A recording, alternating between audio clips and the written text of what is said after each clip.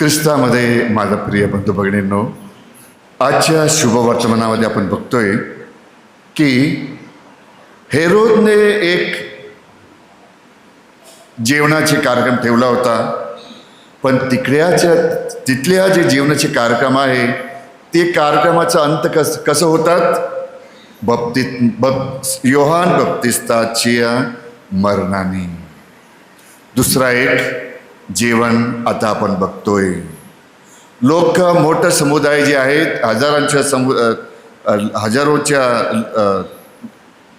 हजारो लोक प्रभू येशूचे मागे जात आहेत. कशासाठी? देवाचे वचन ऐकण्यासाठी.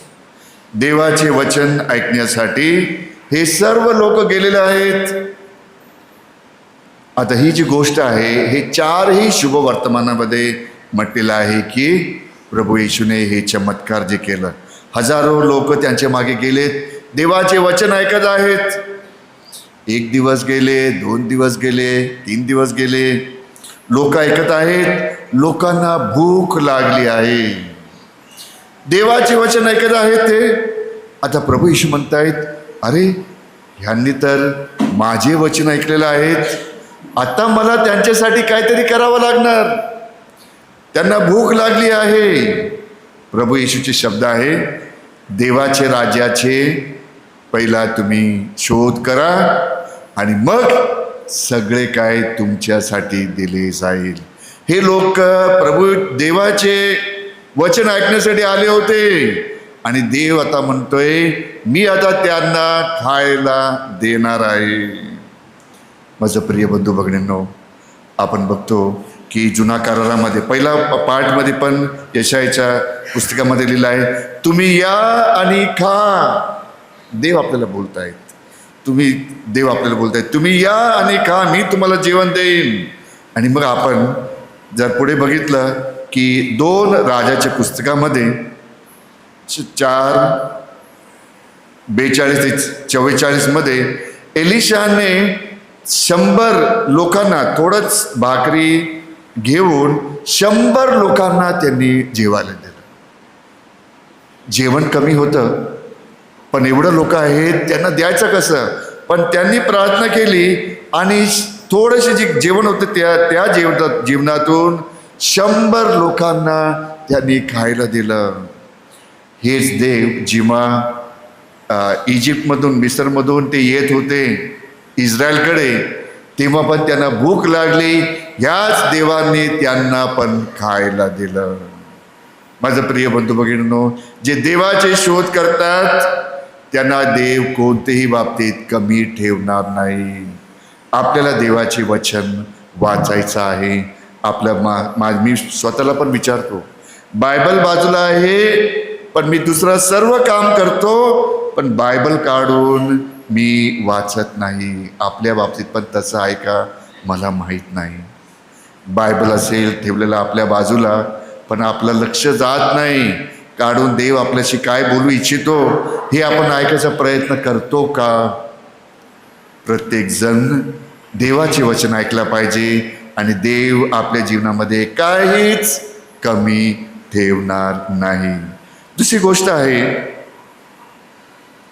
प्रभू येशू काहीतरी मोठा करणार आहे ते आपल्याला इथून दिसून येत आहेत. प्रभू येशूला थोडीशी भाकरी घेऊन त्याला एवढ्या लोकांना देता आला, जेवढ्या लोकांना जेवण करता आला. प्रभू येशू भाकरीला जास्त भाकरीमध्ये ते कन्वर्ट करून ते सगळ्यांना ते देत आहेत. हेच प्रभू येशू सांगत आहे, हेच भाकरी घेऊन त्याला मी माझे शरीरामध्ये पुढे जाऊन बदलणार आहे. ही जी भाकरी आहे तेच घेऊन पुढे जाऊन मी माझ्या शरीरामध्ये बदलून लोकांना देणार आहे. म्हणून जे अंतिम भोजनामध्ये जे प्रभू येशूने केलं तेच इकडे ते करतायत. काय करतायत? पहिलं त्यांनी ते भाकरी घेतली, मग आशीर्वाद दिलं, त्याला तोडले आणि मग सगळ्यांना वाटून दिले. हेच शब्द आपल्याला अंतिम भोजनामध्ये प्रभू येशू जेव्हा शिष्याबरोबर बसतायत तिकडे पण आपल्याला दिसून येत आहेत. देवाने जे सर्व काही बनवलेलं आहे त्यांना या भाकरीला एवढ्या लोकांना देता येत आहेत. त्याच प्रभू येशूला या भाकरीला स्वतःचे शरीर आणि रक्तमध्ये बदलता येतात. हेच प्रभू येशू आपल्याला दाखवून देत आहे. तिकडे हेच येश प्रभू येशू आपल्याला दाखवून देत आहेत. इमाऊसमध्ये जाताना काय झालं? प्रभू येशूचे पुनरुत्थान झाले. 2 शिष्य इमाऊसकडे चाललेत आणि काय होत आहेत तिकडे? प्रभू येशू त्यांच्याबरोबर येतो. प्रभू येशू त्यांच्याबरोबर येतो आणि विचारतो, बाबा तुम्ही काय बोलतायत? तुम्ही एकदम दुःखी दिसतायत, काय झालं? तुम्हाला माहीत नाही का प्रभू येशूचं असं असं झालं? आणि काही लोक म्हणतायत त्यांचे पुनरुत्थान झालेलं आहे. मग प्रभू येशू जसा मिसामध्ये पहिला भाग देवाचे वचन, देव आपल्याकडे येत आहेत देवाच्या वचनाद्वारे. प्रभू येशू त्यांना देवाच्या वचनातून सर्व त्यांना समजावत आहेत. जुना करारामध्ये प्रभू येशूविषयी काय सांगितलं आहे ते सर्व समजून देत आहेत. मग मिसाचा दुसरा भाग, आता प्रभू येशू पुढे चाललेत आणि ते म्हणतायत, अंधार झालेला आहे, तुम्ही आमच्या बरोबर बसा, आमच्या बरोबर जेवण करा. प्रभू येशू त्यांच्या बरोबर जेवण करायला बसतो आणि तिकडे पण हेच काय, भाकरी घेतो, आशीर्वाद देतो, तोडतो. तोडल्यावर काय होतो तोडल्यावर? आठवण आहे का? काय झालं? प्रभू येशू तिथून गायब झाला. प्रभू येशूला काय सांगायचं तिकडे? तुम्ही आत्तापर्यंत तुम्ही मला मनुष्याच्या रूपामध्ये बघितलेलं आहे, आत्तापासून तुम्ही मला भाकरीच्या रूपामध्ये बघणार आहे. फक्त कॅथलिक चर्चमध्ये भाकरीच्या रूपामध्ये आपण प्रभू येशूला स्वीकारतो. प्रभू येशूचे शरीर साक्रामेंतामध्ये ठेवलं आहे.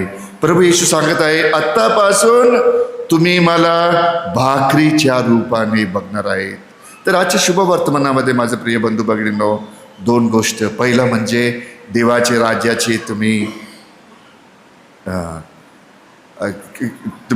देवाच्या राज्याचे कार्यामध्ये तुम्ही कार्याचे शोध करा आणि बाकी सगळे देण्यात येणार आहे. देवाचे वचन हे आपल्या जीवनामध्ये आपण मुख्य स्थान द्यायला पाहिजे.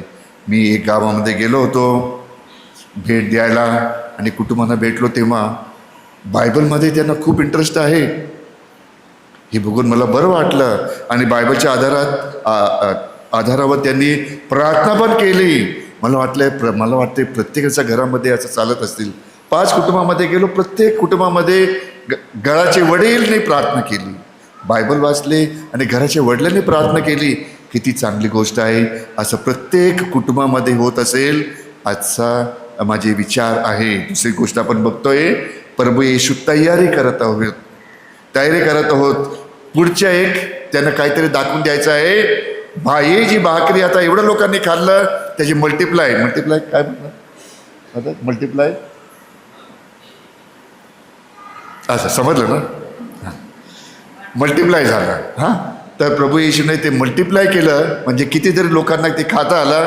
हेच प्रभू येशू पुढे जाऊन या भाकरीला घेऊन सांगणार आहे, हे माझे शरीर आहे.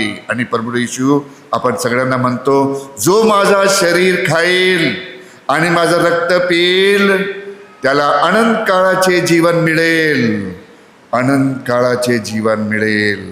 पण माझं प्रिय बंधू भगिनींनो, दुःखाची गोष्ट आहे, जेव्हा आपली एक मुलगी लग्न करून कॅथलिक चर्चे बाहेर जाते तेव्हा तिला ख्रिस्त शरीर देणे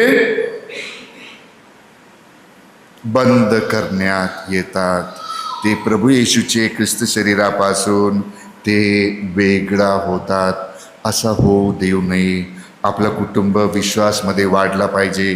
प्रभू येशू म्हणतायत, ही जीवनाची भाकर आहे. आपण गाणं आत्ताच घेतलं, मी जीवनाची भाकर आहे. जीवनाची भाकर आहे प्रभू येशूचे शरीर आपण स्वीकारतो. मला खूप आनंद होतो. मध्ये थोडा नंबर कमी झाले होते रोजचे मिसाला, पण आता परत वाढलेला आहेत. रोजच्या मिसाला आपण घरी आहोत. आम्ही पण होतो चर्चपासून लांब राहायचो. लांब राहायचो, पण आम्हाला 15-20 मिनटं लागायचे, पण आम्ही चालत यायचो चर्चला. 15-20 मिनटं लागायचे. तर मी रोजच्या मिसाला. आणि दुसरे म्हणजे आईवडिलांनी आम्हाला सवय लावली होती, सुट्टीमध्ये पहिला सकाळी उठून सगळ्यांनी मिसाला जायचं. बाकीचे सगळे टाईम तुमच्याकडे आहे, तुम्हाला खेळा, काय करायचं ते करा, पण सकाळच्या मिसाला आई सगळ्यांना भाऊ बहिणींना आम्हाला घेऊन जायची. आता एप्रिल मे मध्ये मिसासाठी गेलो. आता ही सवय लागली आहे मिसाची. आता जेव्हा शाळा सुरू झाली तेव्हा काय व्हायचे, जसं इथे पण शाळा आहे, पण एक पण मुलं मला दिसत नाही, फक्त पेत्रस मामा मला दिसतो शाळेतला. अजून कोण, दुसरं कोण नाही ना, पेत्रस मामा. मिसाच्या आधी टायमिंग बरोबर सेट झालेला आहे. तिकडे पण 7:20ला मिसा आहे, 7:20ला शाळा सुरू होणार आहे. 6:45ला मिसा सुरू होते आणि तिकडे वेदी सेवक व्हायचो मी. आणि मिसा नंतर मग शाळेत जायचो. आपल्या घरामध्ये पण आपण मिसाला खूप प्राधान्य द्यायला पाहिजे. आणि विशेष करून सांगतो, मी बघत आहे जे कुटुंबामध्ये लोक मरण पावलेले आहेत त्यांच्यासाठी आपण एकच करू शकतो, आणि ते म्हणजे मिसामध्ये भाग घेणे आणि त्यांच्या आत्म्यासाठी प्रार्थना करणे.